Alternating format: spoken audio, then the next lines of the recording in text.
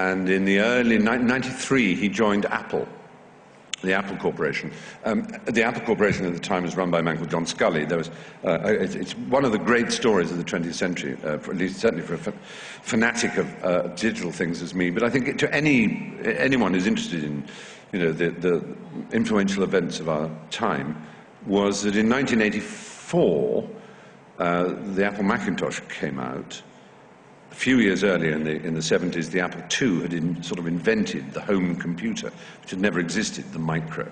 And Steve Jobs, who with Steve Wozniak founded Apple, was convinced that instead of this command line with a fuzzy, sort of neon-y green thing against black, where you had to type everything in, what was known as a graphical user interface, known as WIMP, Windows, Icons, Mouse, pointing device, menus pointing device. And it was this thrilling world, and it arrived in the form of the Mac in 1984. And then, over a difference of opinion between Steve Jobs and the board of Apple, Steve Jobs was fired from Apple in 1985. And between 1985 and 1997, he had 12 years away from Apple. In that 12 years, he founded the next computer company, on which, incidentally, Tim Berners-Lee invented the World Wide Web. So Steve Jobs' influence there is colossal as well.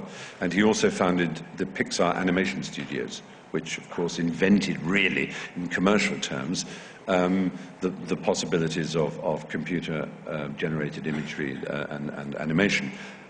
Not invented. He's a great salesman, Steve Jobs. He sees the potential of things and he makes them ready for the market. But he's not innovated in the literal sense. He's not a tech head. But anyway, while he's away, Apple goes it's spinning around. It's in a terrible state. And in '93, Johnny Ive joins, and is very frustrated. He's a very good designer. There's not much he can do because Apple is just going from crisis to crisis. It brings out products that are very remarkable, like the Newton and so on, but nobody buys them. Nobody's interested. Everybody laughs. I was a passionate Apple advocate, but I was just used to people tutting and shaking their heads and saying, well, and certainly by '96, everyone was saying, and were convinced, Apple would no longer exist. It simply would not exist. There wasn't a market for it. It was something like 1% of all computers sold in the world were Apple Macs, and it just was not profitable. They had not made a profit on a line of computers for a long time. The inventory was piling up. The stock price was on the floor. There was no hope for it. And it was so bad that everybody kind of, as I say, washed their hands of it and gave up. And they were so desperate at Apple, they actually invited.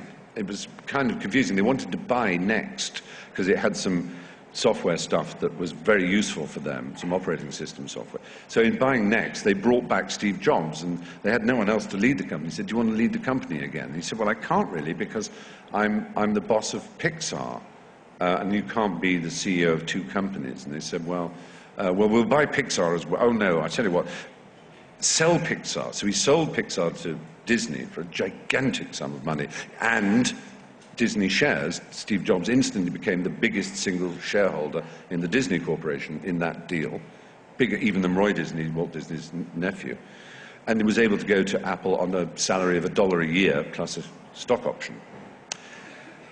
I'm coming to Jonathan Ive. I know this will bore you all because it's computers and we're in a literary festival, but it is so fascinating as a human drama. He looked around this company that he had founded, and it was in desperate trouble. Nobody would give it the time of day. And he saw this young British designer and saw some of his work. And he picked up the phone and said, come up to my office. And Johnny Ive, who had had a desperate time with all his ideas being rejected and not really getting anywhere, wrote out a letter of resignation and put it in the back pocket of his trousers and went up to the office, all prepared to be fired, and said, no, before you fire me, I'm resigning. And Steve Jobs said, I've had a look at some of the things you're doing. I think they're very exciting. Whatever you need, it's yours. Go away and come back with something exciting and new and different that will make people happy. And Johnny Ive designed this extraordinary one-piece machine called the iMac in transparent plastic, Bondi blue coloring. It's really remarkable. And it was the first computer that Apple made a profit on. It had done for 12 years. And then he invented this, it was not an invention, but an MP3 player of such simplicity and beauty and pleasure to use that it utterly transformed the music market. It was called the iPod. And then he designed a phone. Here it is. And then, it's backstage, a pad. He had to wrestle it off him. Yeah. He is so talented and so charming and so modest and so extraordinary.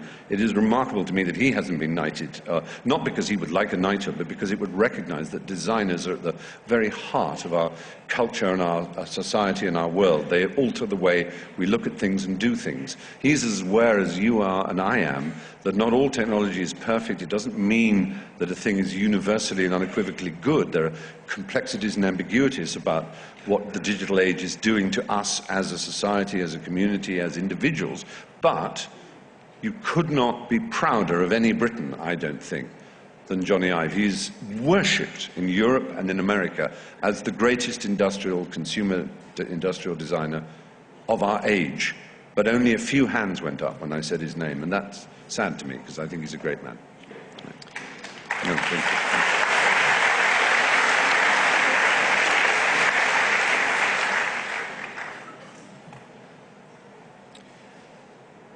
Knighthood.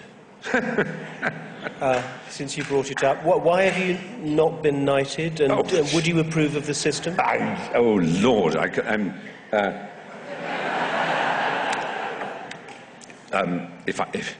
if I was married to a lady, I might have a lot of problems, mightn't I, with them saying, "Oh, but I want to be Lady Fry," my wife might say.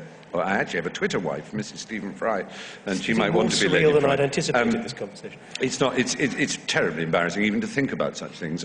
It would be embarrassing of me to reveal that I'd been offered it and turned it down, if that were true, because that would sound snipey and ungrateful. It would be embarrassing if I said, yes, I can't understand why I haven't been either.